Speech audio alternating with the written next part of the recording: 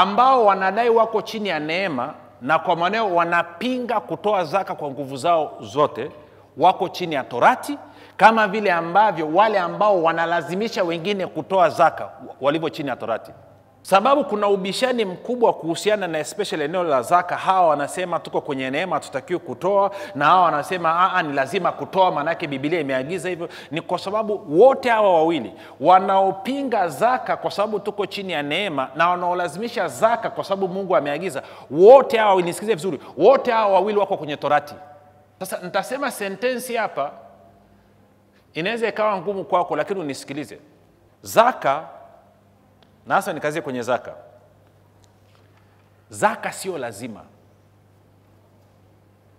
bali ni muhimu. Nisikilize vizuri ninachosema, usije ukasikia kitu ambacho sijasema. Zaka sio kwa ajili ya wajinga, ni kwa ajili ya wenye hekima tu. Kama wewe ni mjinga, ukisikia habari ya zaka itakusumbua kweli kweli. Kwenye Biblia, hata kwenye hilo Agano la Kale, kila kitu na hata maagizo ya Bwana yalikuwa yanatekelezwa kwa hiari, sio kwa kulazimishwa. Never. Never. Kwa nini tunatoa? Ni moja, tunatoa kwa sababu tunamheshimu Mungu. Ni sawa? Mbili, tunatoa kwa sababu tunampenda Mungu. Ndio ilikuwa maagizo yalivyokuwa hivyo.